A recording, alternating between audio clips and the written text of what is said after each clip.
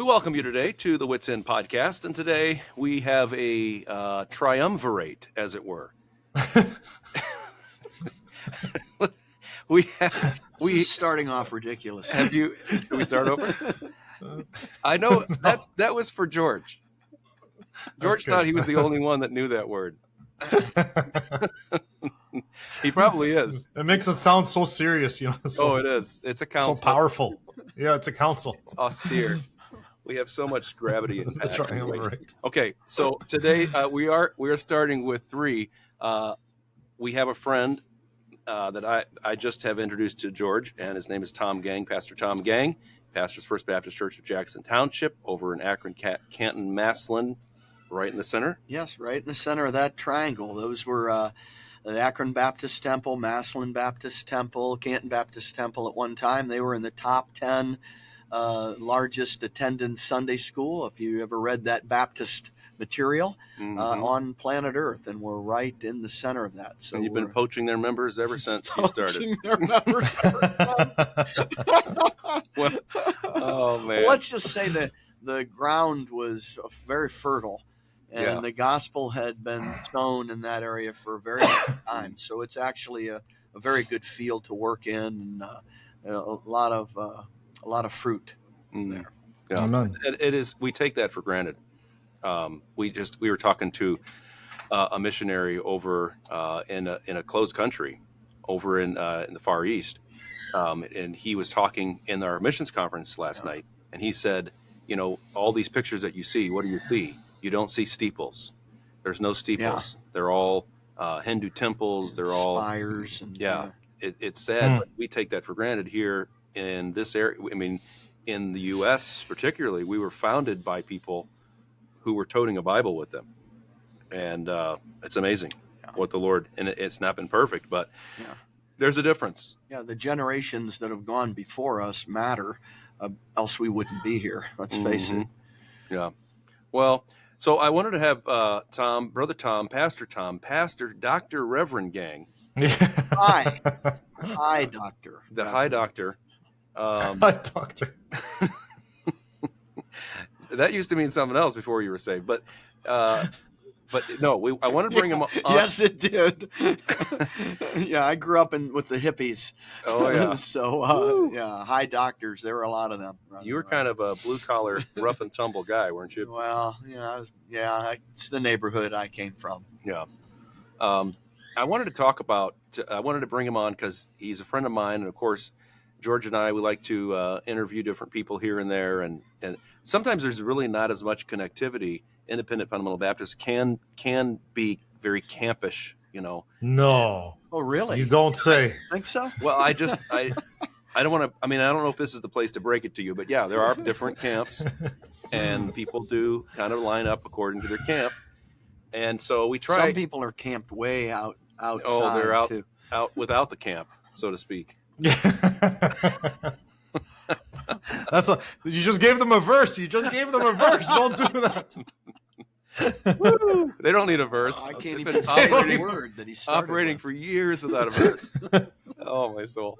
Anyhow, so the cool thing is this. I was thinking about, okay, what's the difference between George and Tom? And they both have a love for the King James Bible, and they both understand the concept of right division in Scripture, and they both desire to see people saved, and they both started a church with the help of the Lord and God's people on their own. They're both founding pastors. One is 10 years, celebrating 10-year anniversary, Hope Baptist Church of Montreal. Congratulations. What a great accomplishment. Thank you. You're God's grace. more like 25? No, we just celebrated our 26th anniversary. 26. Nice. Praise Amen. the Lord. And I would say a lot of very similar things, but also some dissimilarities. And I wanted to get into it, talk a little bit about, philosophy. I could talk about background, and we could and all that, but at some point it's less important. It kind of comes with as you go, you explain. But one of the things I was thinking about is the distinction between and planning churches.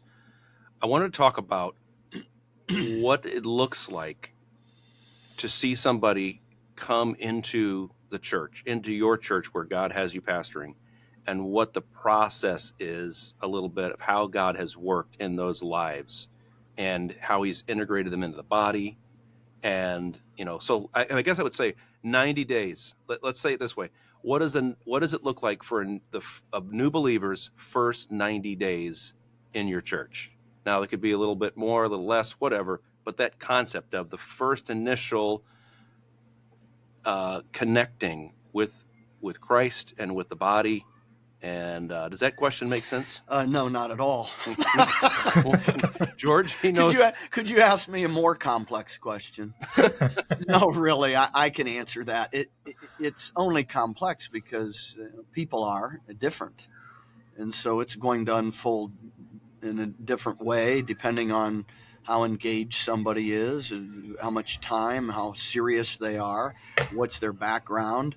So you're saying somebody that comes to our church, they're invited, and they're a new believer. Mm-hmm. So we've got to make that parameter pretty tight so I can give you an answer. Well, let's say, I said new believer. Let's stick with that. Okay. Because we can talk about evangelism after that, and I want to hear from Tom, from you, and then George, from you as well, to look at the distinctions, similarities, what things. Yeah. So I don't know if you would call that an area where it's a hard area, but let's say that they're saved, okay, and then they're coming and they're locking into the church.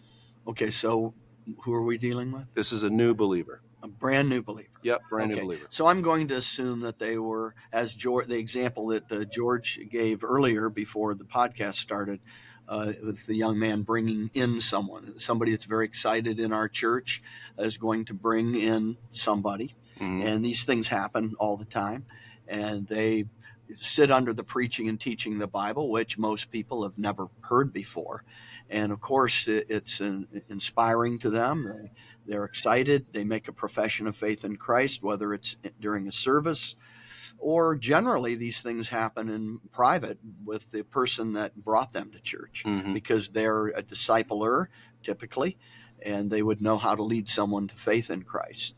And so ideally what we would want to happen is that person to be able to then begin to disciple them one-on-one, because they already have a connection with them. Mm-hmm. And so that would play out that way immediately. And, through the course of their relationship and discipling, then they would begin getting plugged into our local church. So that would just be one example and an easy kind of a quick response, mm-hmm. of how that they would be integrated in with us. And then we have, of course, important other ministries in our local church, like a college and career age ministry. We call it young adults. And then we're working on older singles. So it depends. Let's say in this example, this is somebody young.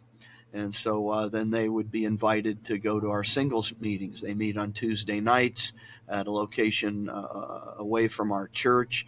And then they're meeting other singles and slowly being integrated into the culture of our church and with other Christians. Mm. When somebody newly gets saved, they need new friends and need to know that people are like them, that Christians aren't some Christians are odd. Yeah. But they need to know that we don't want them to know that. They need to know that we're like them and that we have similarities, and kind of breaks down some barriers. We want to see them come at least on a Sunday morning on a regular basis. That would be one of the goals in discipleship, and that would be ultimately established. And of course, they would fall deeply in love with the pulpit preacher. Of course, there's no doubt. How could you not? So that's a really good. So in other words, I'm hearing someone comes and they're connected already with a person who is on purpose. They're thinking about the purpose and the direction and it's spiritual growth. Yes, they're not looking at them as a notch on their, in their Bible, or, let's get them to pray a prayer. They're really looking when our people are out there looking for people that are receptive, there's certain things that only God does. And when you see those kind of things happening, then you'll respond to that and pursue that person because you have a burden for their soul, not because you want them to pray a prayer and you can say, now, we want 131 people to Christ this year.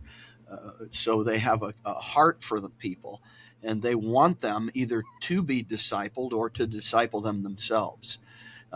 If they're already discipling someone, very difficult for them to take on another person.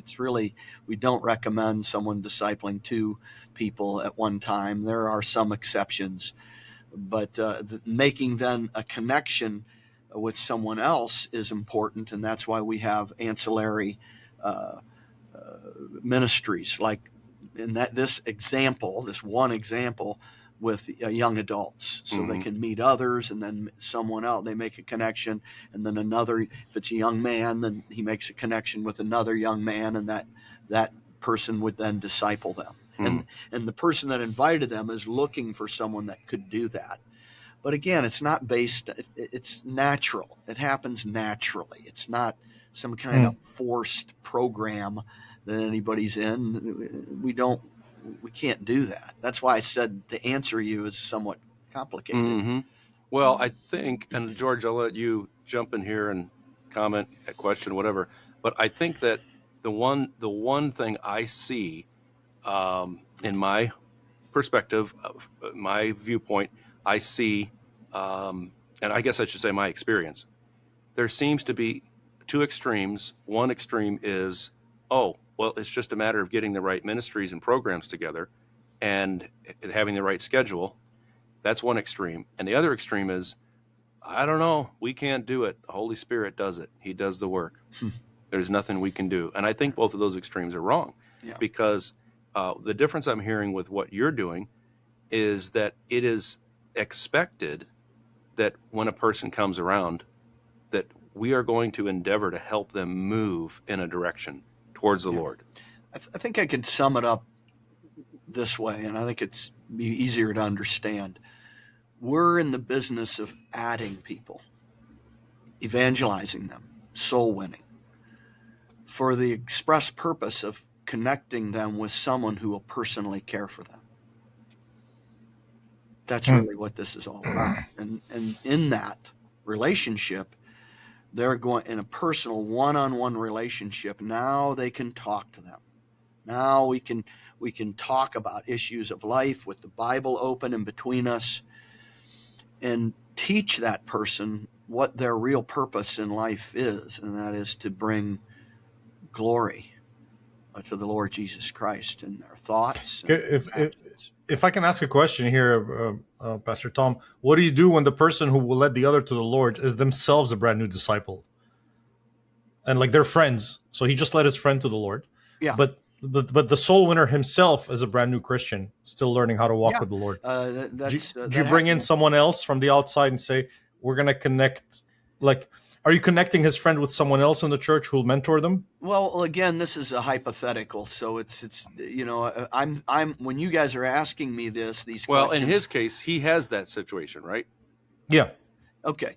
All right. So if that were taking place in our ministry, the process would be a little slower, depending on how willing the brand new convert is. Not the person who invited them, but the person that just got saved. Depending on how open they were, that's where those other ministries come in. The ministries in our church support everything we do in our church, with few exceptions. Support us connecting people together with other people. So there will be other people that can disciple that person, but how willing would that person be to have essentially a stranger disciple them? And so there's a time, especially when they have that connection with their friend. Yeah.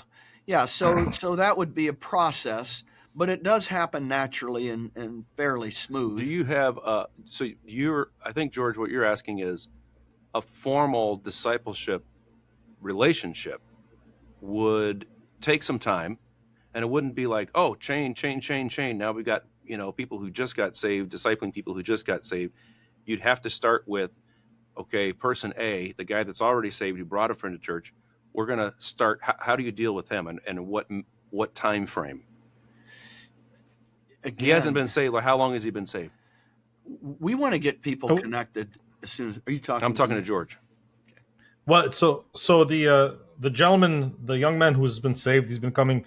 I think he's been saved for a few months. Let's say a year. Okay, and he invited his friend. His friend came a couple of times to the church. I think the second or third time he got saved 2 Sundays ago. And so now, so A is the new soul winner. B is the friend that he just led to the Lord. Yeah.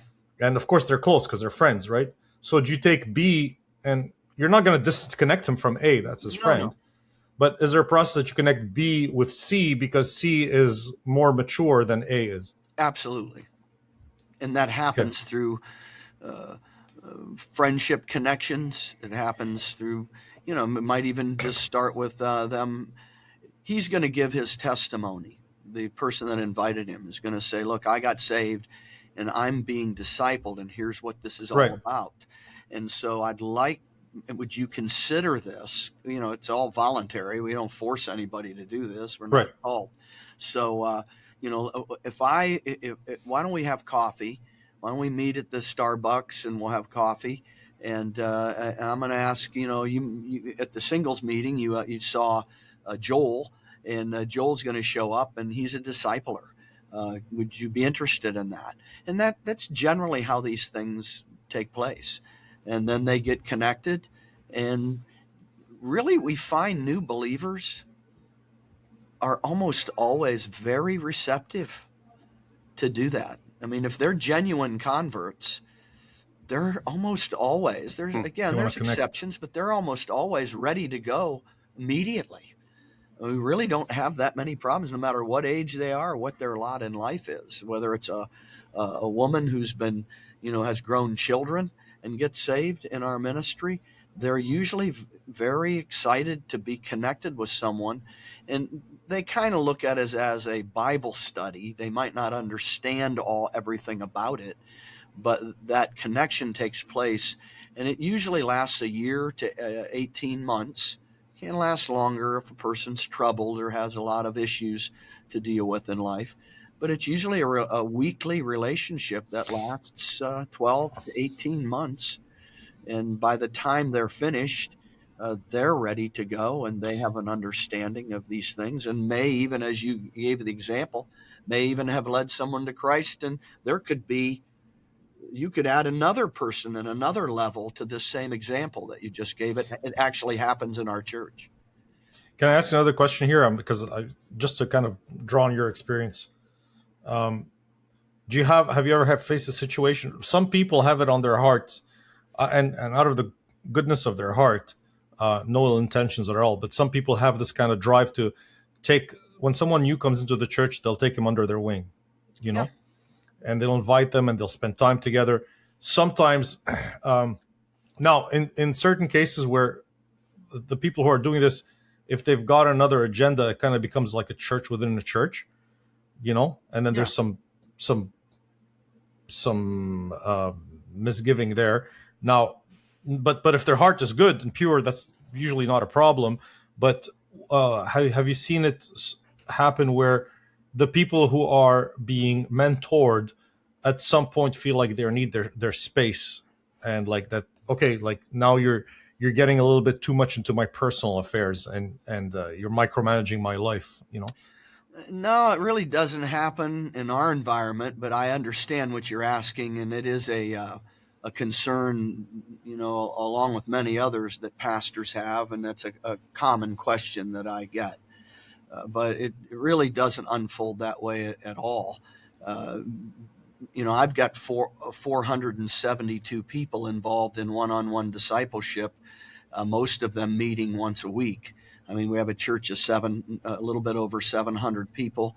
We multiply churches. We've sent out churches from our church. We're in the multiplying business. Everything that we do, that is the center of everything that we do. And so in our church and in our ministry, it doesn't unfold that way. There's always, we have the same problems any other church has. It's just less of those problems. because the people are very mature and they understand what their mission is. And my preaching and everything, on Sunday mornings when I'm preaching, I'm not getting off track. I'll come back around. When I'm preaching on Sunday morning, I'm preaching to disciple makers and multipliers. That's my audience. I preach the gospel and give an invitation in every message and every Sunday, but we have evangelistic Sundays, but I'm preaching to our church, so they go out and do the work. Same. Does that make sense? Yes. I don't know if I answered your question or not, but we just well, it brings up an interesting point for me, because I think that all churches, I shouldn't say all churches, but many churches start out mission minded, get the gospel out. You have to, because you have to have people, right? Yeah. And so you're focused on that, and the goal, and sometimes the goal in our minds is, oh, good, you see that family came in and he was dressed up and she was dressed up and all their kids were there in a line, and what an awesome thing. And it's like, we'd prefer to have that, because that represents stability and buy-in and unity and maturity.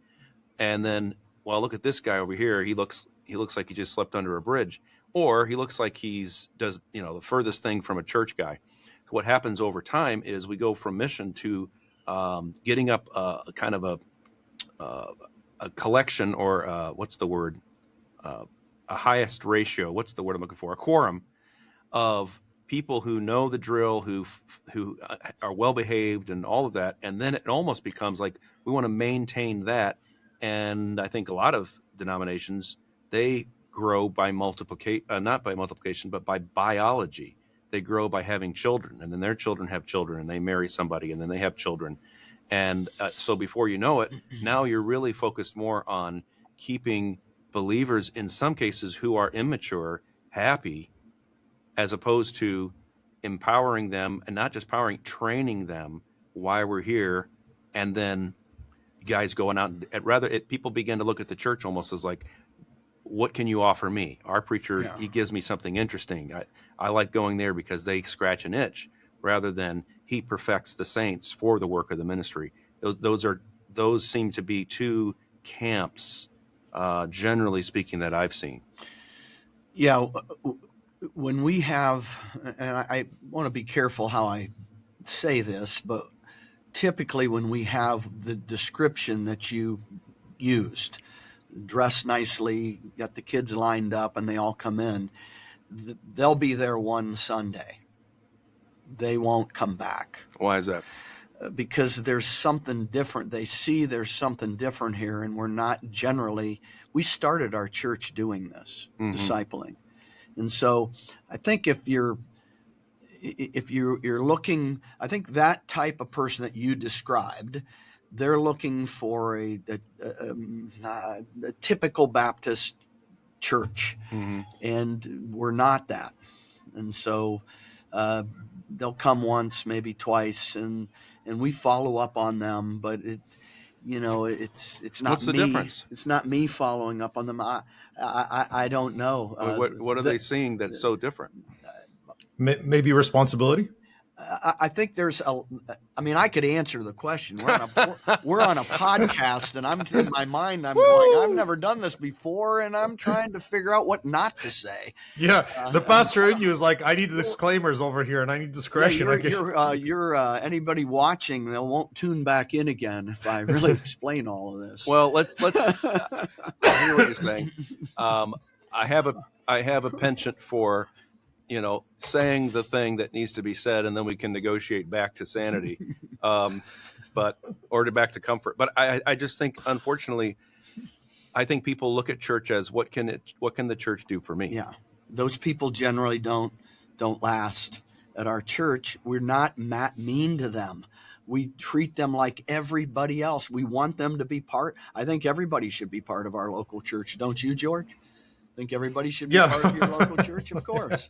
John, don't you feel that way? I think they should be part of our church, not necessarily yours. Well, that would be difficult if they live in my area or they live in your area, right? Yes. I see what you're saying. Yes, I agree. Yes. So with that being said, you have a dynamic that unfolds where people can quickly figure out that this isn't what they're looking for. Maybe, by the way, everybody, we've got a conglomeration of people in different cultures within cultures that are in our church. Mm-hmm. And I'm not necessarily talking about, ethnicity as much as I'm talking about, I'm a downtown guy. My wife was my girlfriend when she was 14. I was 15. We're from the hood. And so, we're not, you can take the boy out of the hood, but the hood doesn't come out of the boy real easy, And so I'm not, like maybe what they're looking for. I don't have, I'm looking at George, and George looks like me, but much handsomer and younger. So yeah, right. But there's a model when Christians come to church. It's like a resume. They're looking for certain things, certain types of music, certain types of people around them. We had a lady visit from Chicago on Easter Sunday, and she's going to be moving into this area. She's the mother of a very faithful member of our church, and I saw her. She had her phone, and she was videotaping it, like with her jaw open. During the greeting. The greeting lasts nearly 10 minutes because it's like herding cats. I can't get them to stop. And the room is packed. And That's I'm not great. boasting. I'm just telling you the truth. That's actually my favorite part of the service is when people are going around shaking hands. Yeah. I just sit back and I watch it. And they won't listen to, sometimes the other pastor gets up to try to herd them, and he's not as good of a herder as I am. He's not from the hood. He's not from the hood. But afterwards, when I went up to talk to her, I said, I saw you videotaping. What's up with that? And she said, well, at our church, we're very conservative. Which I immediately thought, well, we're very conservative. Socially, yeah. But what she meant was they're quiet. They're not engaged. You might have somebody sitting in this corner of the building or the room and somebody on this side of the room, and they know each other to see each other. They've been going to church together for 10 years, but they don't know each other. Well, because of our culture in our church of one-on-one and relational things, it spills off. It's not a program. It spills off into so many other areas that even in a greeting scenario, people are connecting with each other and glad to see each other. And it's amazing for somebody to come in, and yet uncomfortable for some people to come into that kind of an environment. Well, if you look at the church as, think about it. When you go to Walmart, you're there primarily to get a product. And it used to be that Walmart employees were really friendly and helpful and all that. Used to be. Yeah. They're not anymore. Now it's all about the dollar, but, hire whoever and train them however and get them in there. But people are coming for the product. When people come to church, if they're looking for the product, which is someone opening the Bible or, singing a song, if it's the ritual, then you can get that a lot of different ways. That's a good way to explain it. That's what Let me ask a question here too. Then, I've when it comes specifically to families with children, I almost understand it a little bit more that they're looking for a product because of the kids. I've heard people say, we're in this church, we drive an extra hour to be in that church. Mm-hmm. We've got churches near us that are better suited for us with our kids, but we believe the Lord would have us in that church because we want to be a blessing to the pastor and his family, and we think we want to help the work of God there.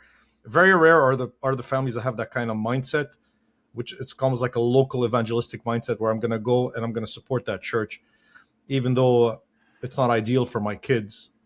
And I know that's the more spiritual thing, but for families that have young kids especially, or growing kids and they're teenagers and they're worried that they're going to lose them to the world, and they see a church where there isn't really a framework to integrate their let's say, young adolescents, versus a church that does have that framework.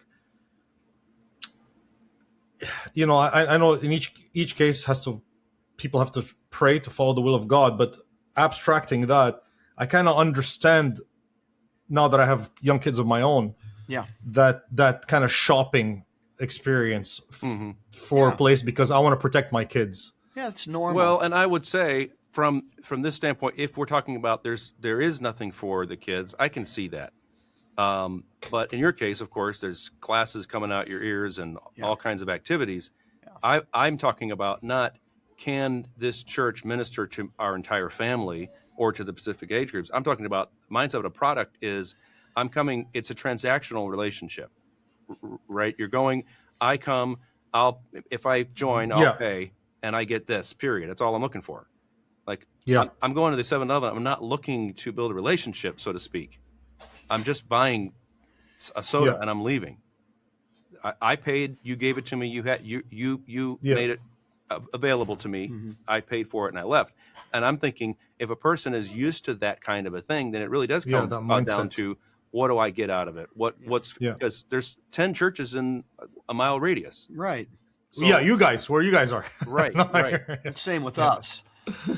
Where we are, it's much less. But maybe we have to address that mindset in the preaching. Well, but your point is well made. I mean, people, they have a responsibility to their family and to their children. And it's a great point. You know, when we first started our church, we didn't have those kind of bells and whistles. And we lost a lot of guests that came because we didn't have the ability to minister to their kids like a church that was larger, that was more established, that had vacation Bible schools and kids clubs and, you know, Awanas or whatever things that people do. Now we're a much more established church and we have all kinds of ministries like that. And so we become that attraction to the description you just made. It took a core at the beginning of people who were willing to sacrifice, who didn't have that mindset that Brother John's talking about, right? That, you know, we're here to like serve. Yeah. And we're going to trust the Lord. He's going to minister to our children, to our family in the process. Yeah. Yeah. Well, that's where I was. I mean, I had a teenage daughter, 9th grader, when we moved out of our home church and moved 30 miles north. Wow. And she was the only person in our youth group. So wow, that's especially the teenage years. Those are the most very sensitive years for, especially changes. They have a hard time handling changes. Yeah. So what was she doing? Serving. Right. So she was serving with children, and we were talking, and so we elected, okay, I'm going to say a bad word now here. We elected to send her to public school for the express purpose of her meeting lost people. She'd gone to Christian school. It was part of my salary package, as it were, at the big Baptist church, my sending church. And so she was in a public school, and she ended up growing our youth group one person at a time by leading her friend to the Lord. And she just was visiting her friend actually last month out, and she had ended up getting married and moved to Arizona, but they're still close friends. And and so it built from there. So, you know, and I don't mean this in any weird way, but I mean, you got 2 nice looking girls, and so they weren't evangelistic dating or anything weird like that, but it was easy for them to invite boys to come to church. The Lord uses those things. The Lord uses that, and my daughter and her friend are very attractive. Came here for the girl, I stayed here for God. You know what? It happens. It happens all the time. Oh, it does. We're all for whatever it takes, not to go too far, and so we built that up. But they were serving, and I would say that with the starting as disciplers, we weren't concerned as much about how big our group was, but how deep our group was. Does that make sense? Yeah.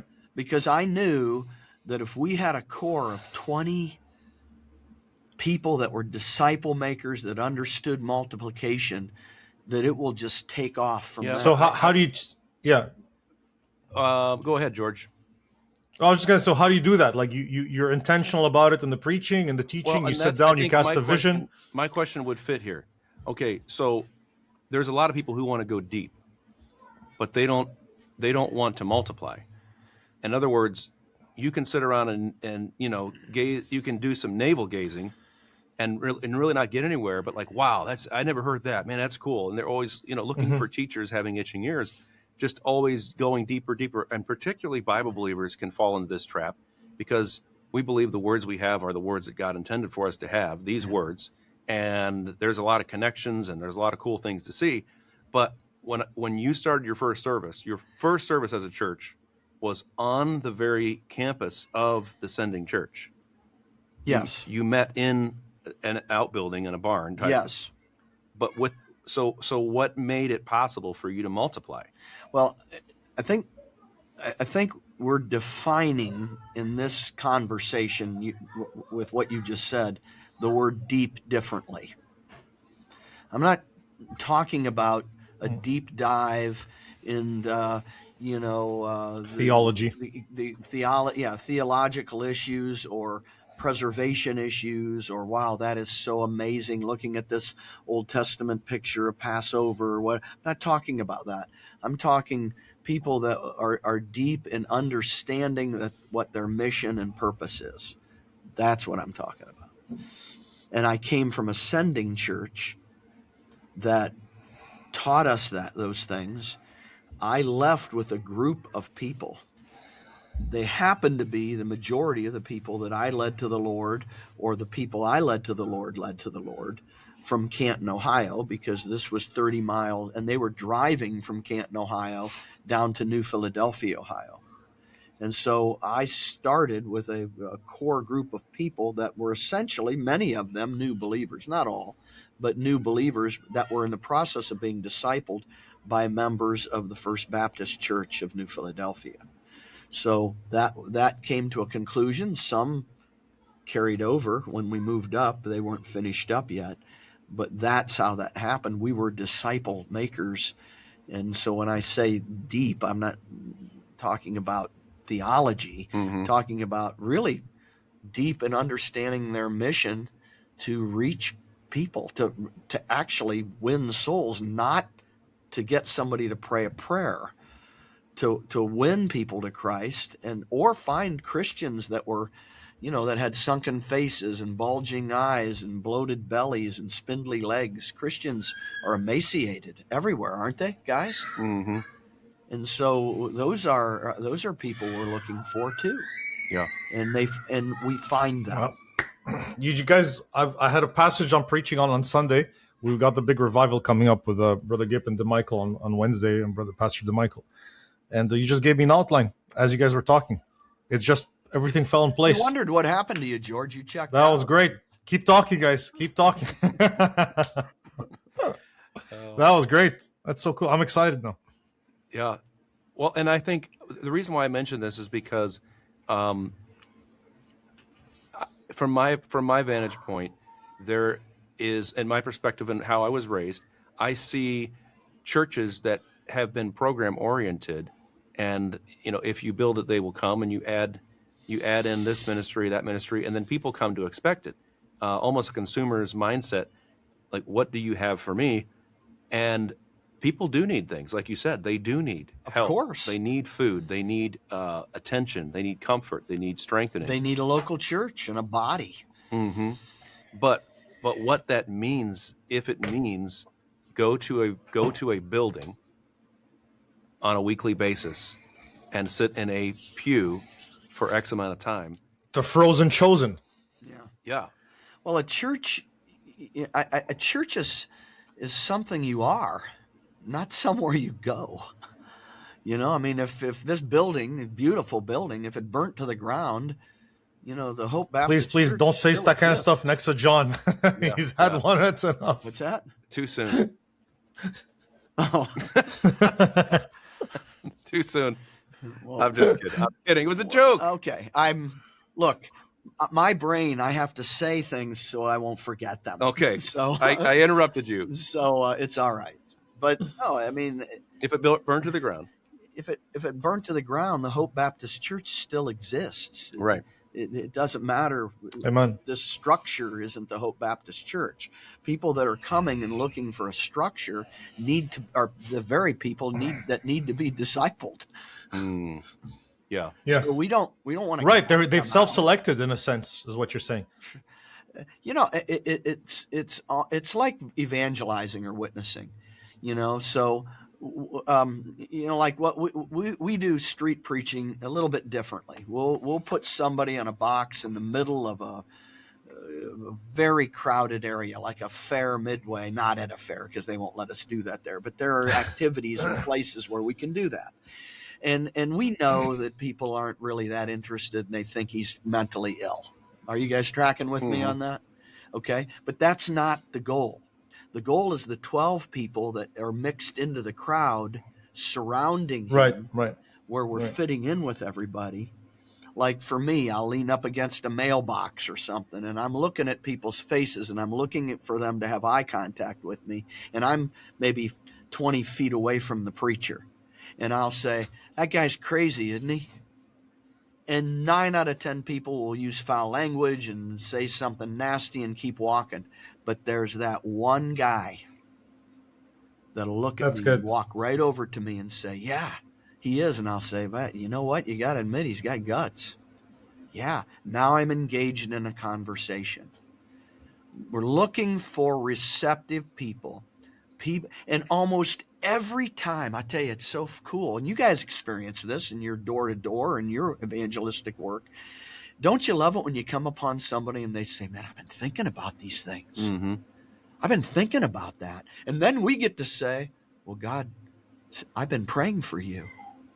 I didn't know you, but I've been praying for you, and God sent me to you today. And we know for a fact that's true, don't we?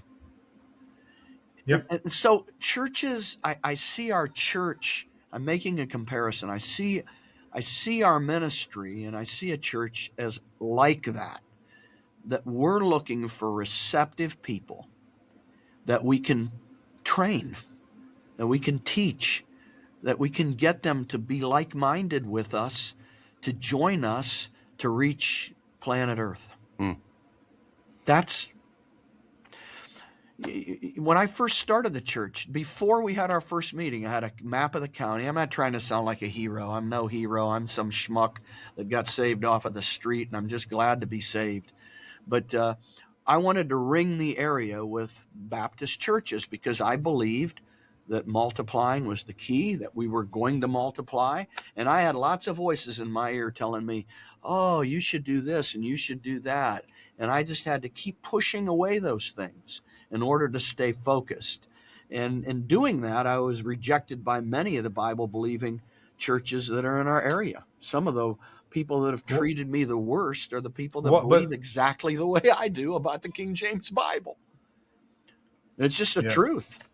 And I'm why though? What's because of the methodology? Yeah, because of the methodology. Because of maybe because of just things that we do that they don't do. Maybe because I'm not mad about it. I don't know. I mean, I could speculate and probably be very accurate, but that would be a waste of time today. Mm-hmm. The point is that when we're looking for folks that are just willing to join what we're doing, and it's okay if look. That's why there's lots of Baptist churches in an area. Our church isn't for everybody. We want it to be, but it's just not, and I'm not worried about it. It's okay. I'm going to switch gears, unless you have a question, George. No, I was just going to just answer. I was just too excited to ask the questions, take advantage of Brother Tom being there, Pastor Tom. But you're asking what we do. I guess I was never really intentional about it because we were just so busy trying to set up a church, and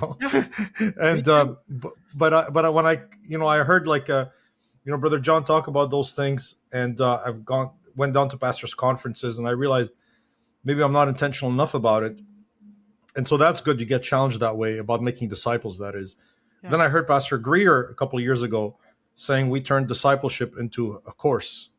and that hit, and he was saying like the guys were traveling with Paul and things like this, and learning from his life example.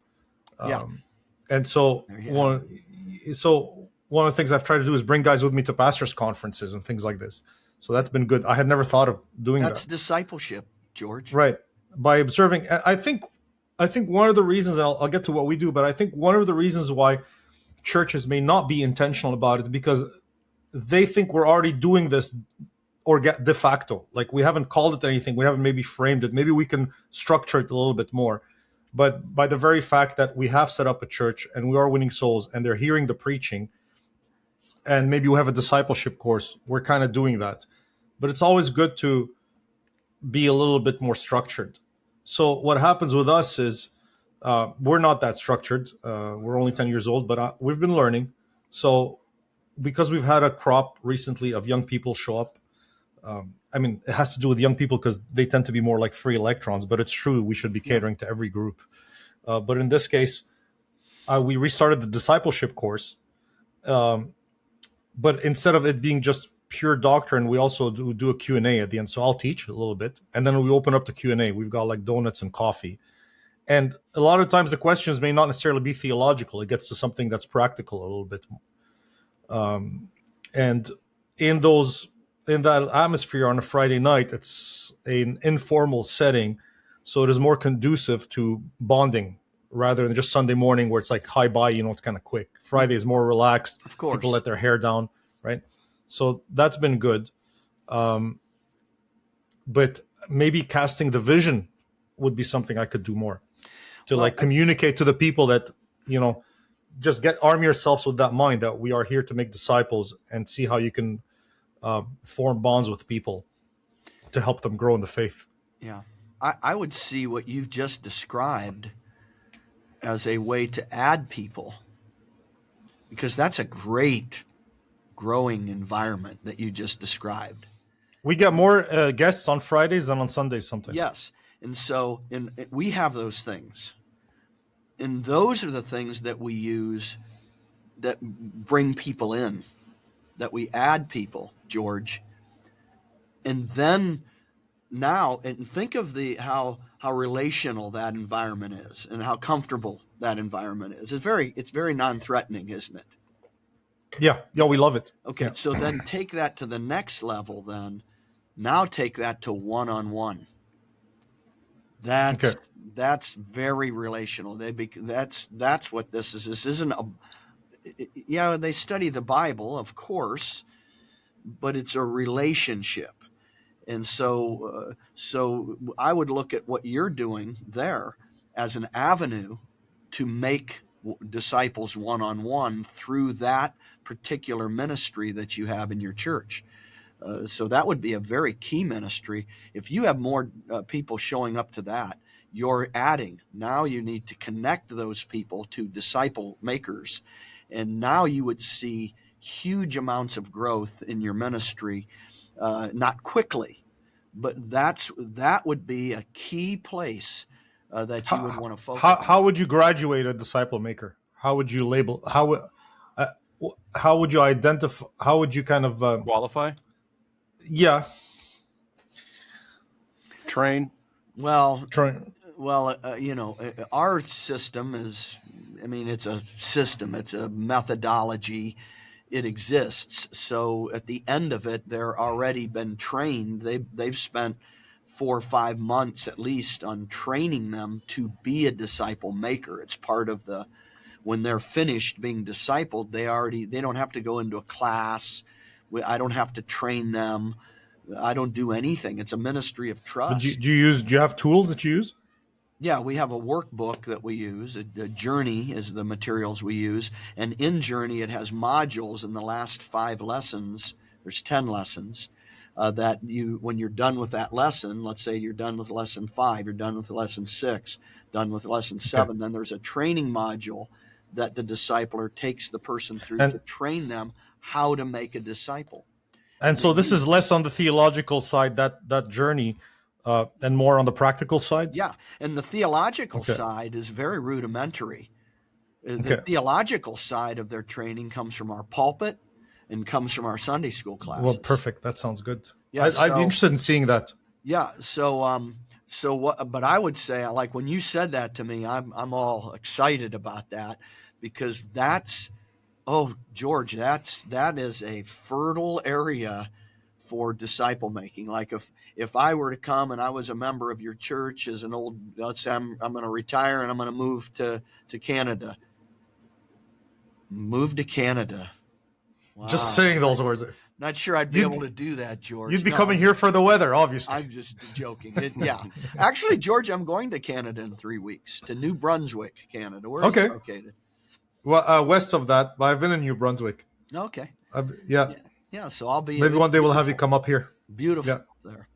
So, but if I were there, I would be like, Pastor, in this great place, we need to get some folks that are trained as disciple makers in that environment, and then you can spin off other things as a result with the people and the guests that come, and that would be a huge key for me. When we started our church, we had Q&A times where we would meet.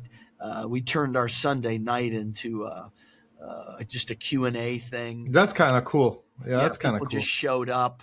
We didn't sing. It wasn't a service.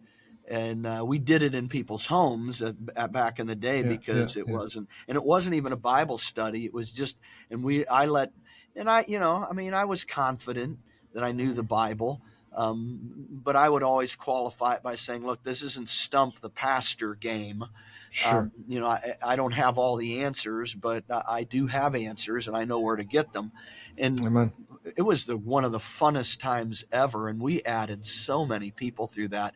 But more importantly, we added people that we were able to connect with, people that were disciple makers in our church. Cool. And then their growth, boom, and now they're coming to Sunday services. You said they might not even come to Sunday. Well, they will, if they're getting discipled through that ministry, ultimately. That's good. That's really good. I was going to say, if I were a young man, if you were a young man, if I were a young man, George, moving to Canada, being a young man, you have some gray there. Yeah, starting year 2 a little bit. Yes. If I were a young man, let's say I'm 20 years old and I'm excited about the Bible. I'm excited about. I learned the 7 mysteries, and I learned about which 7? The church, the 7 judgments, and the 7 this, and are they 7? I learned about the great deep, and the gap. Oh, all right. And I'm like, listen, I think God wants me to go into ministry. Yeah, I'm going to come to your church. Yep. Can you train me? Absolutely. Okay. Can we get that done in 3 years? Absolutely not. Why? Well, why not? What? Because you have to be disciple first. What do you mean? I'm 20 years old. I understand. I read the Bible. I know the Bible. Well, let me just say this to you. If you will just hear me out, we'll have to have a sit down. We need to talk, because this question happens to me in the foyer after church. And they're usually cocky, which you are. Well, I'm confident. Well, he's playing a young man. He's playing a young man. I'm confident. I'm just going to say it in this way. You haven't met a guy like me. Okay. Well, I have. I have. But okay, so how I typically handle that is, the difference is ours takes a little bit more time, but it's connected with our local church.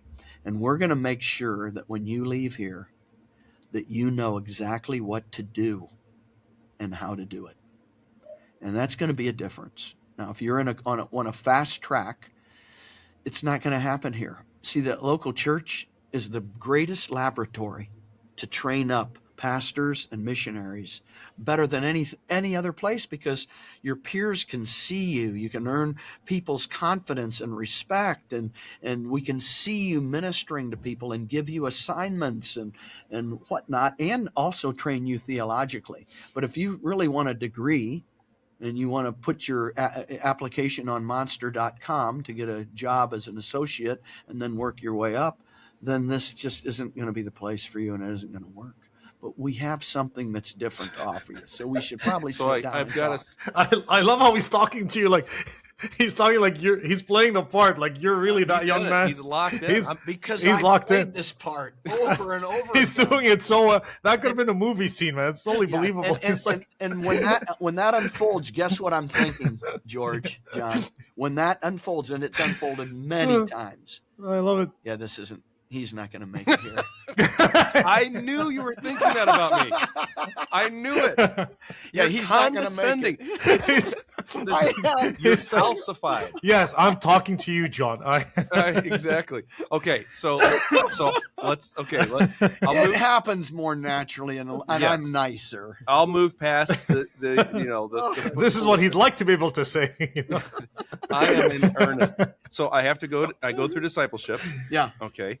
And so then what else do you have for me? Well, while you're being discipled, in order to enter our Bible Institute, which is a 4-year Bible Institute, every year is someone's first year is another person's fourth year in our Bible Institute. It's not set up like a Bible college. We're a local church. We don't have that many students. And so in order to, there's no freshman, sophomore, junior, senior. There's not a progression in our Bible Institute. And so since every year is separate from itself, there has to be fundamental training. You have to learn how to biblical hermeneutics, or how to study the Bible. You have to learn church history from Revelation chapter 2 and 3. You have to learn about relationships between husband and a wife, dating, engagement, marriage. That's the foundation for biblical counseling. This is in the Institute or before? No.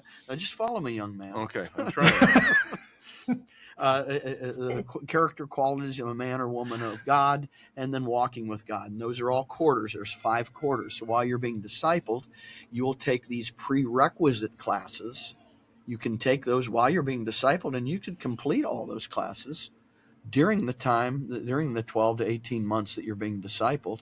Once you finish those courses, then September begins. And as long as you're in our church and you're participating and you're a member of our local church and you're serving somewhere, because we do, before you're entered into our Bible Institute, the leader of the ministry where you're working has to also sign off on it that you've been faithful, then you can enter our Bible Institute. So you could be in our Bible Institute within, if you really wanted to be in a fast track, probably not the right attitude to have, young man. Sorry. but it could happen within 18 months to 2 years.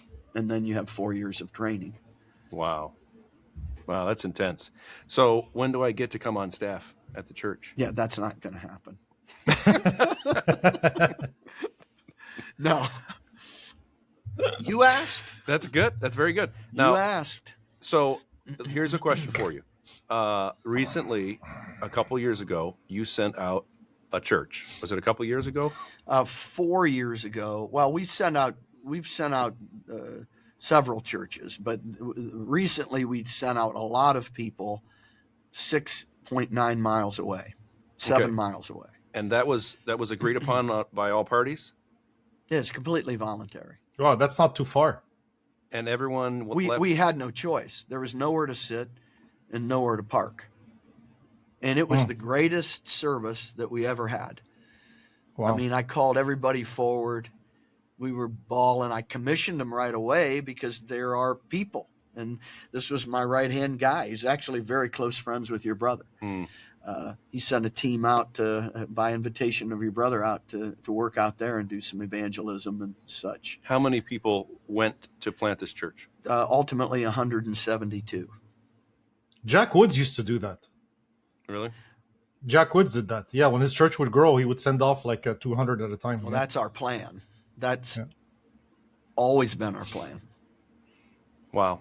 That's amazing. And we were able to get to that point, but we had to lose a lot of people because if we lost 20 people, it wasn't going to give us enough seats and parking. 3.3 people park on the average in a church parking lot. So we needed to make some significant changes because when we did a study with our ushers, we found out that, we were losing 10, 12, 15 cars a Sunday driving through looking for a parking space and leaving. Really? Yeah. So what's beautiful about it is we have to do it. Yeah, amen. And now we're at a point now where we have to have an overflow room, and there's 50 people in it, 40, anywhere from 45 to 55 people every Sunday, and we're packed. And so we're going to send out another church this year, and it will be smaller. What we're trying, because that hurt us. I mean, we lost 42 children's workers. Ouch! That was a hit. And so we don't really want to send out that many again, but we might have to. So who knows? But we're looking at about 50 to 60 this year, twice, hopefully.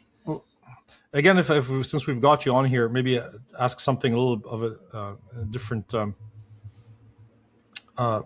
focus. In the ministry, so I've been in the ministry 19 years as a pastor, about 11 years or so, and I get the challenges that come with ministry as a pastor. The thing I found the hardest that I'm struggling with is not, I get some level of persecution, judgment, slander, whatever, all that kind of stuff. The division sometimes. I'm not saying I'm cool with it, but these things, I have peace about those things. The one that I have a hard time with is people walking off into the sunset that you've loved dearly and that you've invested in, and sometimes with either for silly reason or for no reason at all, that you're still left scratching. It's almost like someone breaking up with you and you're left scratching your head and you never get a why.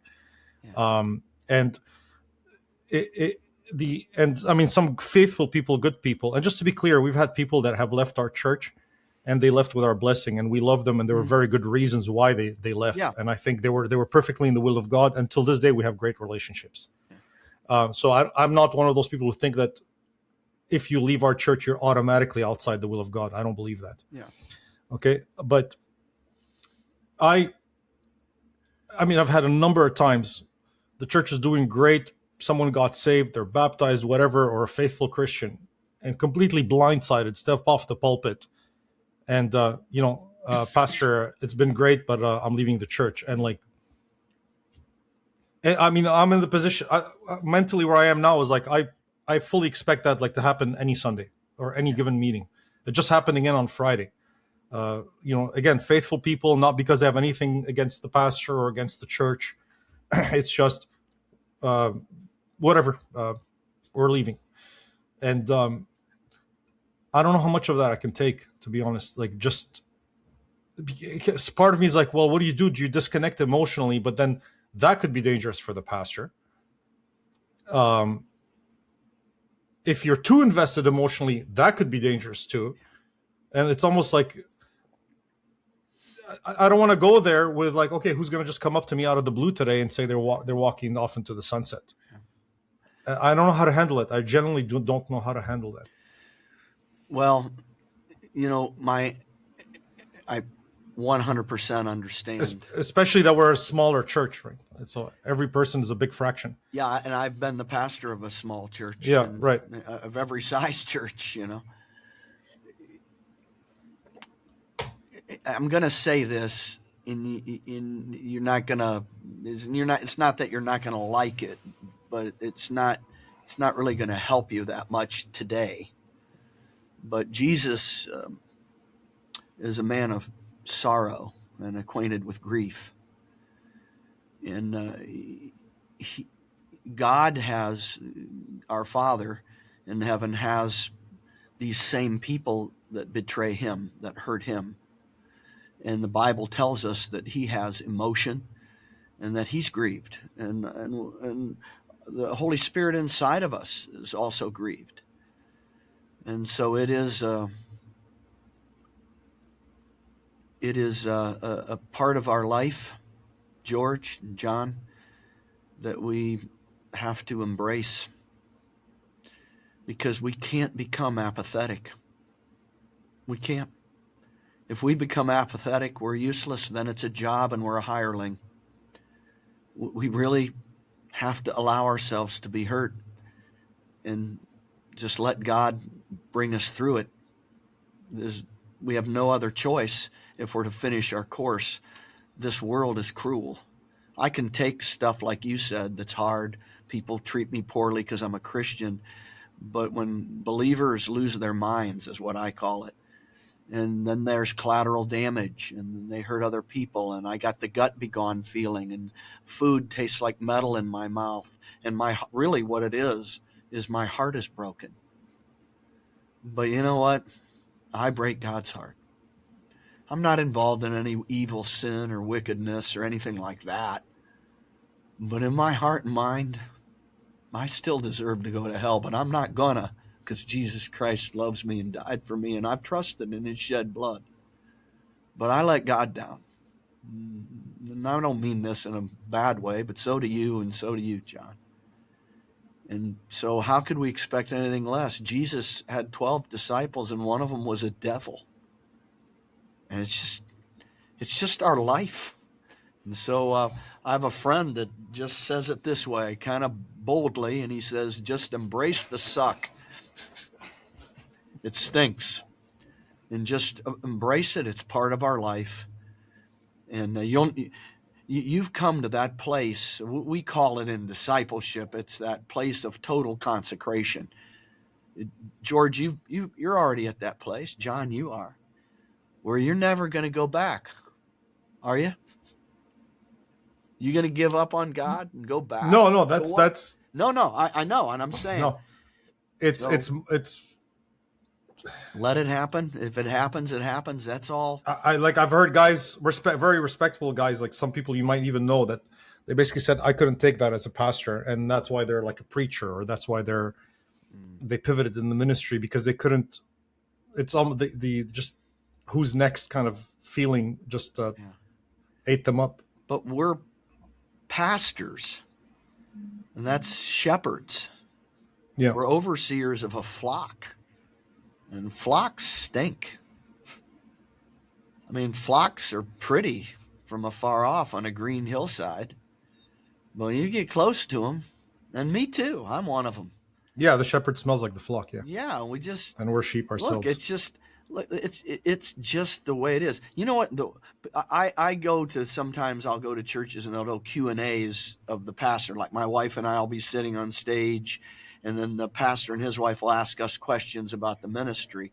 And they always say, what's the worst thing, what's the worst problem you have? And I always tell them, well, I can't share the worst things that I have with you, because these are, but we all understand. Yeah. But we've got people watching us right now, and we're not going to talk about those things because people are difficult, but really the main thing that's my problem is every day I go home, every single day when I go home, I know for a fact that if I would just call this person, or if I would just go make one more visit, or go and get a card and write one more note and mail it to this particular person right now, I know for a fact that it would make a genuine difference in their life and help them. And I can't. I have to stop at some point in time.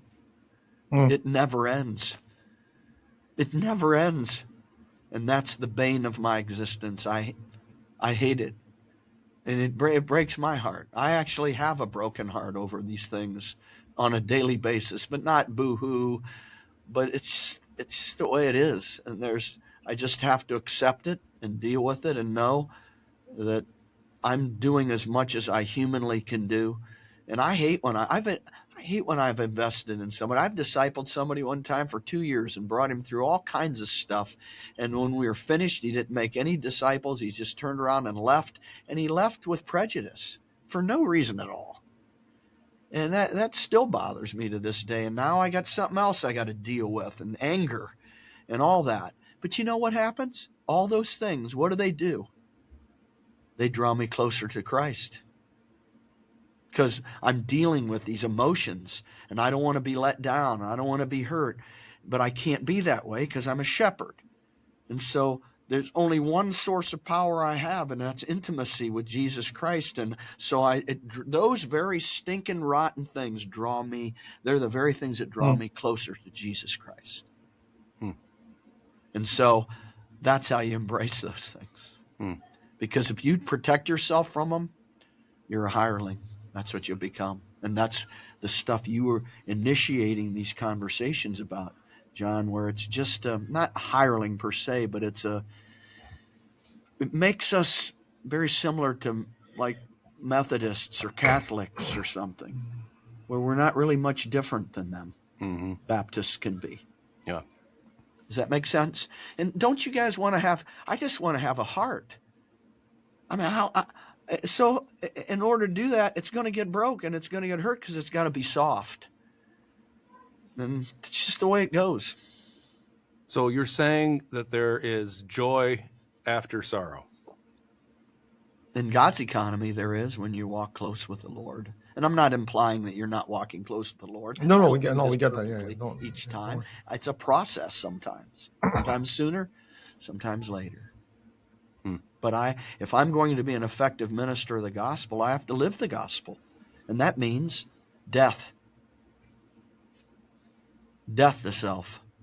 When was the last casket you walked up to? I do a lot of funerals. When was the last casket you walked up to and started screaming and yelling at the person? I haven't done that, by the way. And how affected are they? No matter what I would say, no matter how I would insult them, how affected are they? Not at all. Not at all, because they're dead men. They're dead. And so... Well, and I think that's the difference, because being dead to hurt can also mean being dead to joy. Yeah. It's a fine line.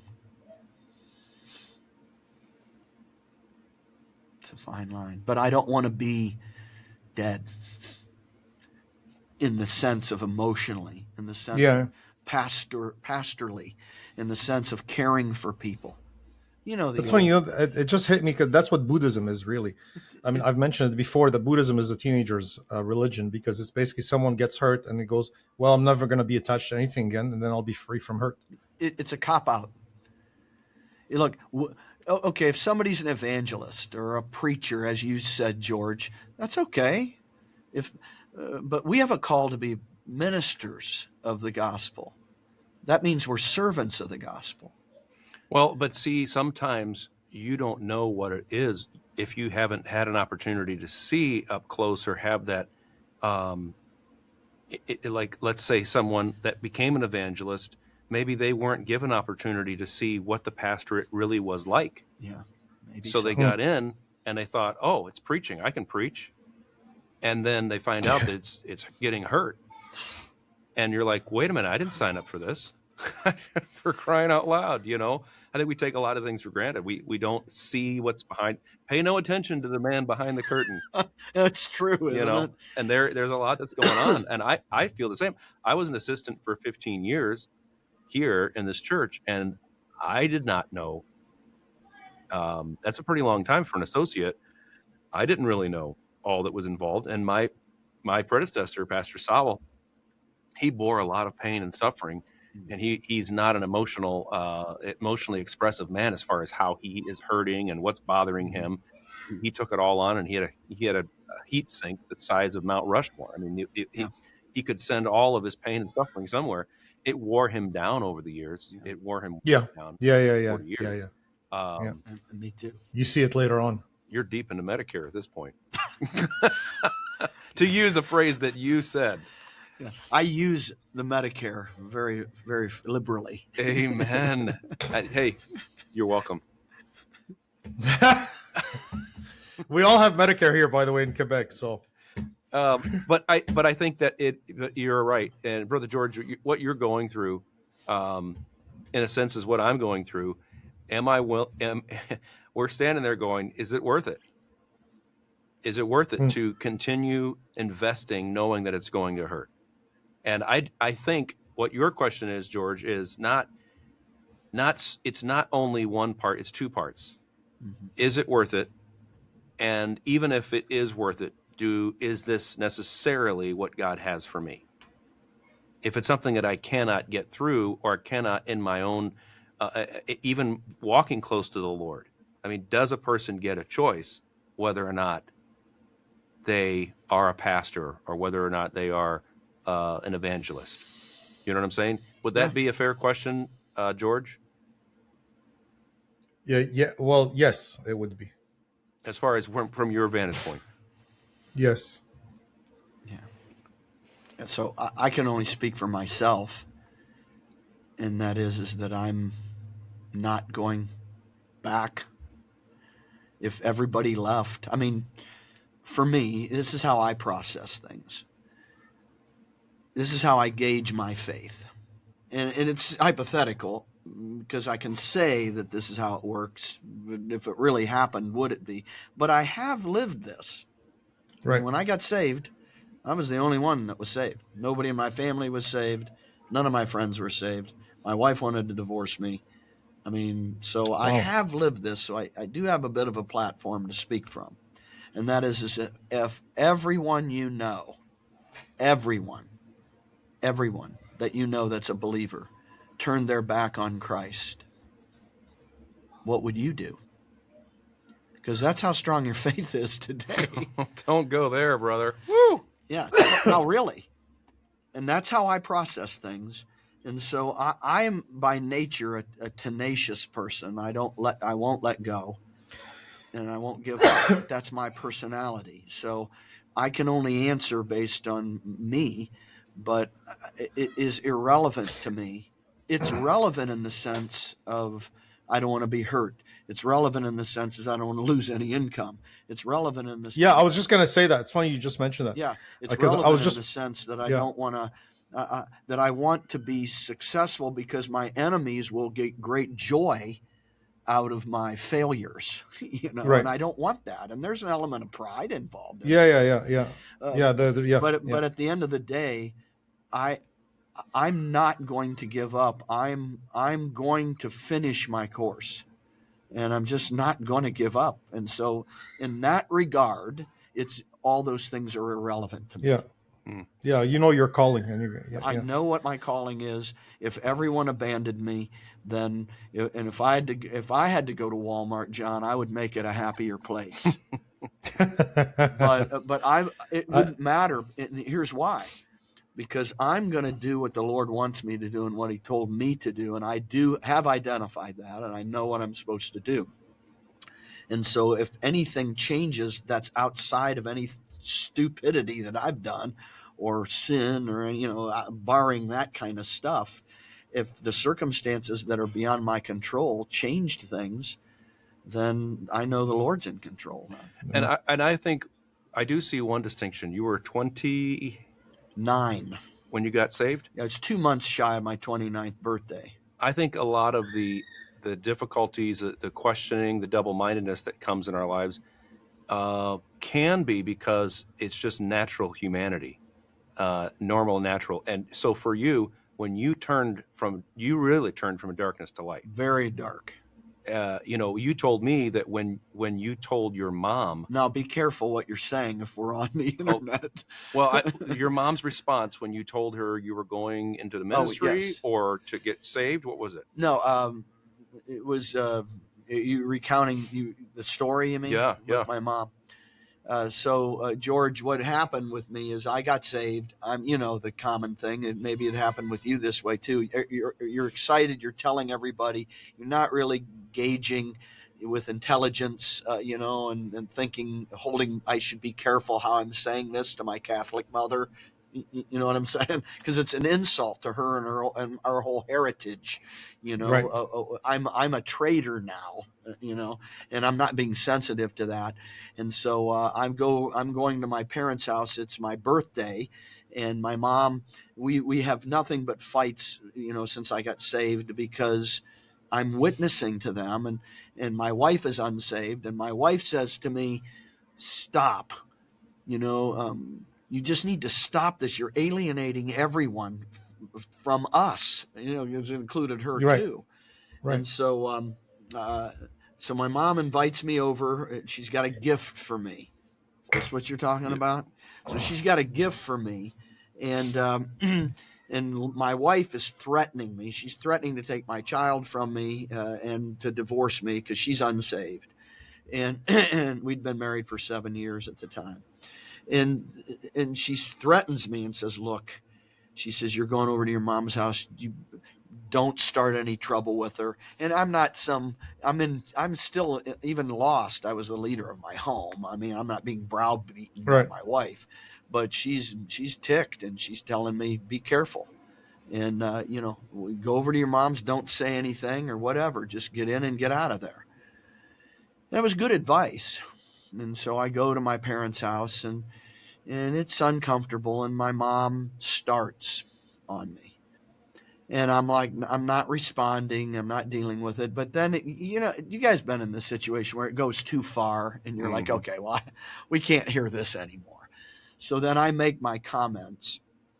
And you guys are too young probably to know of a company called Finger Hut. Have you ever heard of it? I remember Finger Hut. Okay, George, it was a mail order company. I think they still exist. It's probably on the internet now. But it was a mail order company, and you could buy thousands and thousands of items from them. And one of the items my mom bought from them was a genuine hourglass, brass hourglass. And that was my birthday gift. Why? I don't know. But that was my birthday gift. It was a real, you flip it over, and my mom was intent on, look, watch, it'll last an hour, and I'm like, okay, I'm going to be here for an hour now, I guess. So, but before I left the house, she had smashed that into a million pieces on my head. And I was bleeding profusely. And there was a lot of foul language and cursing. And it was during that time, I mentioned this last night, that my dad told me that I was never welcome on their property again. And that was one of those times when that I was trying to explain to you guys about that I've been to. I kind of have a right to say that hard thing about faith because I've been there. And faith that isn't tested is faith that really can't be trusted. You guys agree with that? Yeah. And so, because I lived an intense life, that type of testing was required in my life. And so, so imagine going home and I can't stop the bleeding. And I'm not a good liar. So she said you did it, didn't you? So that created more problems, which leads into other stories. You just had to say it. Yeah. So she doctored me up and didn't speak to me, but my wife, that is. But at any rate, I do believe that, and I do believe that testing just comes. And God, we just look. You guys, you're younger than me, George. You look to be the youngest of the triumvirate. The triumvirate. I can't even pronounce the word. But honestly, George, I promise you, you're going to be okay. Just don't become apathetic, and you don't have to worry about answering that question. Really, you don't. You'll be all right. Just stay close to the Lord. And it will be okay. I that's what I meant when I first said you're not going to like this answer. I get because you really will be okay. You don't really have to figure that out. Just walk with the Lord and keep fulfilling your call, and you're going to be fine. It's going to work out. I like that comment, John. If you can put that on the screen there by Isaiah. Yeah, that's a good one. It's pretty good. Yeah. You can't hug a man without exposing your back to be stabbed or your gut to be punched. And to be clear, I just want to reiterate, I'm not, those things happened, but I'm talking about good people. I'm talking about good people that are just maybe whatever. It could be an anodyne reason that walk away, And that's who I was responding to. I understand. Yeah. Those are the ones that, the other ones. Well, I'm saying this for the audience, so nobody thinks I see. I'm saying that anyone in particular was like evil because they walked away. That's well. Some people get deceived by. I'm the new guy whatever. on the podcast, so I kind of felt like it was just us talking. No, that's good. Well, here we are. I think this is a good place to break. This again, Brother Tom, gang. and it's been a privilege to have you. If you are interested, next week, guys, don't worry. We're going to get back to our contemporary Christianity and talking about that. Took a break because we want to take advantage of Brother Gang being here for missions conference. But if you're interested in emailing us, you can do that. You can write to witsendguys@gmail.com. And we'd love to hear from you. It'd be great. Any parting words, George? No, that was an unexpected blessing here today. So thank you guys. Thank you for Brother Tom for doing this. It's looking forward to meeting you someday in person. I'd really like to meet you in person too, George. And likewise, it was a great blessing. And in spite of John being a troublemaker, I do it very well. You're really good at it. I got to be. Every man needs to be good at something. And well, we appreciate you guys listening. Hope it's a blessing and a help. I know it's a help to us. And by God's grace, we'll see you next time around. Thank you. God bless you guys.